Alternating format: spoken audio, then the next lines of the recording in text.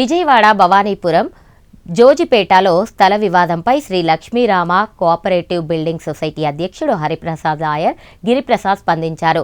ఇందులో భాగంగా కోర్టు ఆదేశాల మేరకు 42 ఇళ్లను డిసెంబర్ 2025లో కూల్చివేశారని అన్నారు.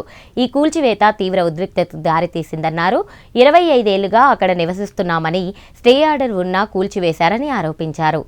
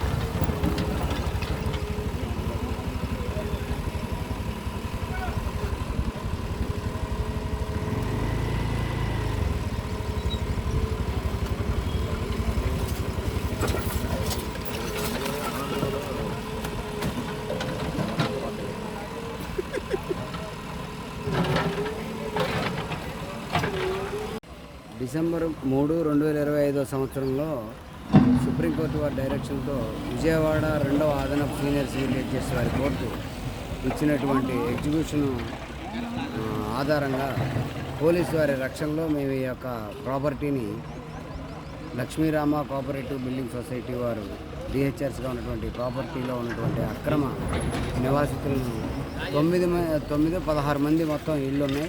అందులో 2 బిల్డింగ్లు ఉన్నాయి. మిగతావన్నీ కూడా షెడ్లే ఉన్నాయి. ఈ 16 మంది మాత్రమే ఉన్నారు. మిగతా అన్నీ కూడా ఖాళీ స్థలాలు. అటువంటి వాటిని డెమాలిషన్ చేసి మేము స్వాధీనపరచుకోవడం జరిగింది. అది జనవరి 2వ తారీఖు 2026 సంవత్సరంలో కోర్టులో రికార్డు కూడా అయ్యింది. మాకు స్వాధీనపరిచినట్టు ఆ రికార్డు అయినటువంటి దాన్ని మేము స్వాధీనపరుచుకొని మేము హద్దులు తేల్చుకొని సంపూర్ణంగా వీరి సంరక్షణలోకి తీసుకొని బాగు చేసుకునే నిమిత్తంలో ఉండగా సుప్రీంకోర్టులో వీళ్ళు రివ్యూ పిటిషన్ వేయడం జరిగింది. రివ్యూ పిటిషన్ కూడా దుష్ప్రచారం జరుగుతూ ఉందనే ఉద్దేశంతో మేము ఎమ్మెల్యే గారికి కూడా తెలియపరిచాం. అన్ని ఆర్డర్లు మాకు ప్రత్యేకంగా మాకు అనుకూలంగా ఉన్నప్పటికీ ఈ స్థలము ఆస్తి మా పార్టీలకు సంబంధించింది అయినప్పటికీ కూడా మేము లోపలికి వెళ్ళి మా సభ్యులు ఎవరైతే ఉన్నారో వాళ్ళకి బాగు చేసుకునే పరిస్థితి లేకపోవడం ఇది ఎంతవరకు న్యాయం అని అడిగితే ఆయన 2 నెలలు వెయిట్ చేశారు కాబట్టి ఇంకెంతకు మించి మానవ మాతృడు ఎవరు కూడా వెయిట్ చేసే పరిస్థితి లేదు కనుక వాళ్ళు కూడా సరైన రీతిలో ప్రయాణించట్లేదు కనుక మీ చట్ట ప్రకారం న్యాయ ప్రకారం మీకు ఏ విధమైన హక్కులు అయితే సంక్రమించాయో వాటిని అమలు చేసుకునేందుకు మీరు ముందుకెళ్ళండి అని చెప్పడం చేత మేము కూడా మా వాళ్ళతో మాట్లాడుకున్నాం. గత 2-3 రోజులుగా ఈ ఏర్పాట్లు కూడా చేసుకోవాలంటే నిధులు సమీకరించుకోవాలి, ఏర్పాట్లు చేసుకోవాలి, మిషనరీ తెచ్చుకోవాలి, పరిమాణం తెచ్చుకోవాలి. కాబట్టి అన్నీ తెచ్చుకుని ఈరోజు హద్దులు వేసుకుని ప్రహరీ కట్టేటటువంటి ప్రయత్నాన్ని ఈ రోజు నుంచి ప్రారంభించాం. ఇది మరింత ముందు కొనసాగుతుంది. దీన్ని వ్యతిరేకించి ఎవరైనా వీళ్ళ మీద దాడులకు కానీ ఇంకా ఇతరత్ర క్రిమినల్ చర్యలకు కానీ కనుక దిగినట్లయితే ఆల్రెడీ ఇంతకుముందు ఆర్డర్ వచ్చినప్పటికీ కూడా సుప్రీంకోర్టు దేశ అత్యున్నత న్యాయస్థానం చెప్పినటువంటి ఆర్డర్ ఉన్నప్పటికీ కూడా మా మీద దాడులు చేసినటువంటి కేసులు కూడా పెండింగ్లో ఉన్నాయి. వాటి పట్ల అసలు వీళ్ళ పట్ల ఎందుకు పోలీసు వారు సానుభూతి చూపుతున్నారు? న్యాయం ఉన్నటువంటి మా పక్షాన కాకుండా అన్యాయంగా అక్రమంగా ఇందులో నివాసం ఉన్నటువంటి వాళ్ళ పక్షాన ఎందుకు పోలీసు వారు సానుభూతి చూపుతున్నారనే దాన్ని మేము కూడా ప్రశ్నించి ఆ కేసుల్లో కూడా నోటీసులు ఇప్పిస్తూ ఇప్పుడు కొత్తగా జరిగేటటువంటి దాడులు ఏవైనా కనుక ఉంటే వాటిపైన కూడా వారి మీద కేసులు బుక్ చేయించేందుకు కూడా మేము ఏమాత్రం వెనకాడేది లేదు. ఏది ఏమైనా 40 సంవత్సరాల నిరీక్షణ తర్వాత లక్ష్మీరామ కోఆపరేటివ్ బిల్డింగ్ సొసైటీ వారి పక్షాన ఈ న్యాయం అనేది గెలిచింది. ఎప్పటికైనా న్యాయం ధర్మం గెలుస్తుంది అనేది మరోసారి రుజువైంది.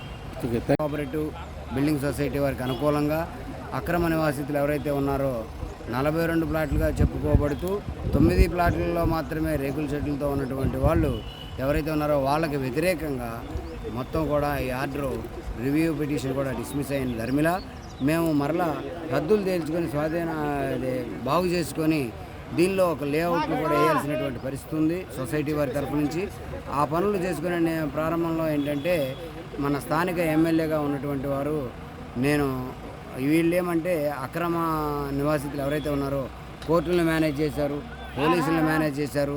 ఇక్కడంతా కూడా చట్టానికి వ్యతిరేకంగా జరుగుతూ ఉంది. అధికార పార్టీ వాళ్ళు ఎంత దీని వెనకాల ఉన్నారు.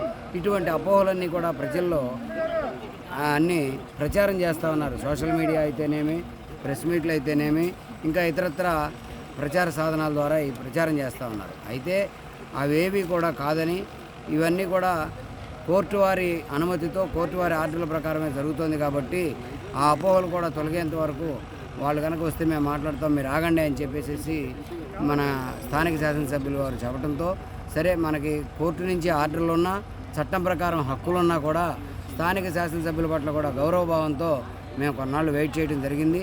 అయినప్పటికీ కూడా వాళ్ళు ఎటువంటి పునరాలోచన చేయకుండా పిచ్చి పిచ్చిగా పిటిషన్లన్నీ వేసుకుంటూ మాకు అదైంది, నెంబర్లు ఇవైనాయి అని మధ్యలో కాలక్షేపం చేసుకుంటూ కొంతమంది కోర్టు వారి ఉత్తర్వుల ప్రకారం మాకు డిసెంబర్ 31 డిసెంబర్ 3, 2025 స్వాధీనం చేశారండి పోలీసు వారి సహకారంతో కోర్టు అమీనాలు. ఆ తర్వాత ఏదో రివ్యూ పిటిషన్ ఒకటి ఇస్తే అది పెండింగ్ ముందు ఆగామండి. ఆ తర్వాత స్థానిక ఎమ్మెల్యే గారు కొద్దిగా ఆగండి, మా కోర్టు గారు అన్నీ అయిపోయినాయి, వాళ్ళు డిసెంబర్ 31 మాకు హ్యాండ్ ఓవర్ చేస్తాను వాళ్ళు ఒక అండర్టేకింగ్ కూడా సుప్రీంకోర్టుకి ఇచ్చారండి. అవన్నీ టైంలో అయిపోయిన తర్వాత ఇవాళ మా ఆస్తిని మేము స్వాధీనం చేసుకొని శుభ్రం చేసుకొని, మా ఆస్తి ఆల్రెడీ మాకు స్వాధీనం అయిపోయింది, శుభ్రం చేసుకొని ఫినిషింగ్ అది చేసుకుంటున్నామండి. ఈరోజు నుంచి మేము మళ్ళీ దీనికి మాకు నెక్స్ట్ ప్రాసెస్ ఉంది, ఆ ప్రాసెస్ కోసం మీరు చేసుకుంటాం. ఇంకెటువంటి ప్రాబ్లమ్స్ ఇంకేం లేదా సార్? కోర్టులో ఏం లేవండి, అన్ని క్లియర్ చేశారు సార్. ఈ కోర్టు ద్వారా వాళ్ళకి అనుకూలంగా ఈ కోర్టు ఏ నిర్ణయం చేసి ఆ నిర్ణయాన్ని మేము బద్దులుగా ఉంటామని చెప్తున్నామండి. Okay sir. కోర్టు నిర్ణయాన్ని బద్దులుగా కోర్టు ద్వారా మాకు వచ్చింది. వాళ్ళకి ఏదైనా ప్రయత్నాలు చేసుకుంటే వాళ్ళకి నిర్ణయం వాళ్ళకి అనుకూలంగా వస్తే దానికి 100% బద్దులుగా ఉంటాం. ఎవరికి ఇబ్బంది ఎటువంటి కాన్ఫ్లిక్ట్ చేయడానికి ఇబ్బంది కలిగించే పరిస్థితి మీకు అది చేయమండి. కోర్టు నిర్ణయానికి మేము మొదటి కట్టుబడి కట్టుబడే ఉంటాం. ఎవరికి వచ్చినా కానీ అదేలేండి సార్ వాళ్ళకి అనుకూలంగా ఏదైనా వచ్చిందనుకోండి, ఏదైనా తర్వాత ప్రయత్నంలో మేము బద్దులుగా ఉంటామండి. మీ ద్వారా తెలియబడుతున్నాం కదా. ఓకే. అంటే మీ సివిల్ వివాదాలు, క్రిమినల్ వివాదాలు మీరు రెడీగా లేదండి. మాకు కోర్టు మాకు ఓకే, థ్యాంక్ యూ.